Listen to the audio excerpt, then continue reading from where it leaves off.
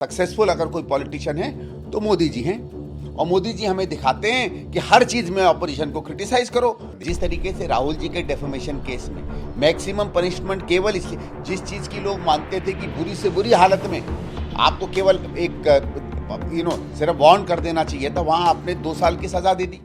सिर्फ नेहरू जी का भूत दिखाई देता हो, वो औरों को क्या बात कर रहे हैं। कोई भाषण नहीं होता जिसमें नेहरू जी की बात नहीं करते। सवेरे शाम नेहरू जी का नाम जपते हैं, हर कार्यक्रम में नेहरू जी का नाम लेते हैं और खुद अपने 10 साल के काम बताने की जगह हर समय कांग्रेस को कोसते रहते हैं। तो ये किसी और को क्या कह रहे हैं कि कोई किसी का काम ले ना ले। अभी देखिए ना, ये पहली बार एक सरकार है जिसने अपने व्हाइट पेपर में सिर्फ पुरानी सरकार को कोसा। ठीक। और मेरा ये क्या किया, ये भाई पूरे 53 पेज में ये इन्होंने केवल यूपीए की सरकार को कोसते रहे। तो ये किसको कह रहे हैं कि वो कोसेगा। भाई मैं पूछ रहा हूँ, चलो बहुत ही एक मान लें, चलो बहुत निकम्मी सरकार थी, चलो एक बार को देखते हैं, एक काम तो सही किया होगा। भाई हम भी तो एक बार जीत के आए थे बीच में, ठीक है, कुछ तो ठीक हुआ होगा या कुछ भी नहीं हुआ। अगर 10,000 चीजों में मतलब 9,999 में एक चीज, तो इसको वो एक चीज भी नहीं दिखी। तो ये हमको क्या कहानी बता रहे हैं। और जहां तक इनकी बातें, इनकी अचीवमेंट्स की बातें, कुछ इलाके हैं जहां इन्होंने भी अच्छा काम किया, हर सरकार अच्छा काम करती है।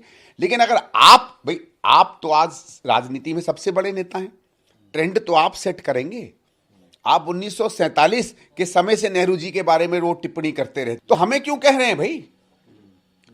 अगर आप केवल एक ही पक्ष की बात करते हैं तो हम तो आपको फॉलो कर रहे हैं। और देखिए, मैंने हमेशा कहा है कि इस देश में इस समय सबसे, अगर आप समझें, सबसे एक तरीके से जिसको कहेंगे मतलब सक्सेसफुल अगर कोई पॉलिटिशियन है तो मोदी जी हैं। और मोदी जी हमें दिखाते हैं कि हर चीज में ऑपोजिशन को क्रिटिसाइज करो। तो हम तो आपको फॉलो करते हैं। आप हर चीज में हमको, हमारी कमियां ढूंढते रहते हैं, तो हम हर चीज में आपकी कमियां ढूंढते रहते हैं।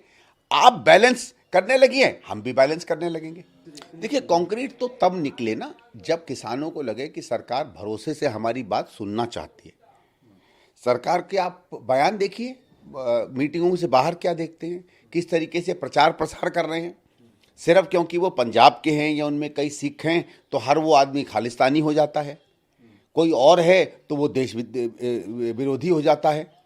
वो तो मैं कह रहा हूँ कि वो तो इनको इमेज नहीं दिख रही हैं। कहीं गलती से कोई बेचारा मुसलमान किसान भी अगर ज्वाइन कर ले तो उसको कहाँ उसके तार गाड़ देंगे। मतलब गाजा और इजराइल की क्या लड़ाई हो रही है जो यहाँ के अंदर में होने लगेगी, इस तरीके का ये माहौल बना देंगे।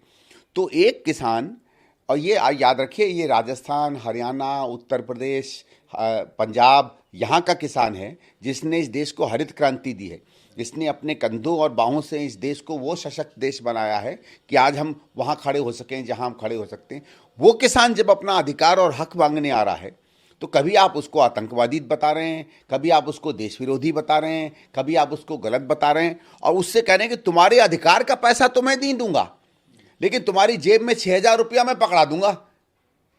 भाई मेरा ये कहना है कि अगर आप एमएसपी दे देंगे किसानों को तो 7 या 8 साल में आपको किसी किसान को 1 रुपया भी सब्सिडी देने की जरूरत नहीं पड़ेगी, बल्कि ग्रामीण भारत में आपको 2 रुपए लगाने की जरूरत नहीं पड़ेगी, अपने आप समृद्धि आ जाएगी।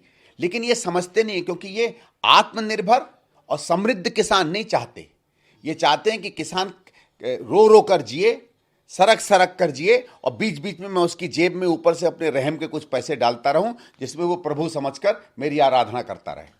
देखिए, चाहे यहाँ ईडी की बात हो, ईडी में मैंने हमेशा कहा है कि इनको जाना चाहिए और आप उसको एस्केप नहीं कर सकते।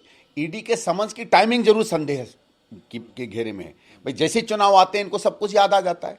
और वही मैं गुजरात में अप्लाई कर रहा हूँ। क्या डेफेमेशन हुआ मैं अभी उसमें नहीं जा रहा हूँ, लेकिन आपको मालूम है कि भाई ये एक राजनीतिक व्यक्ति है।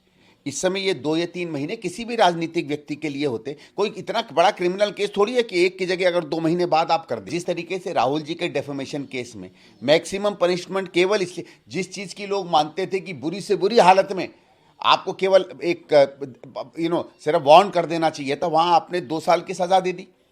तो गुजरात के कोर्ट्स में कभी कभी जो जजमेंट आता है उसमें कुछ न कुछ एक संदेह ऐसा हो जाता है कि शायद न्याय इसमें जो है पूरी तरीके से नहीं मिल रहा है।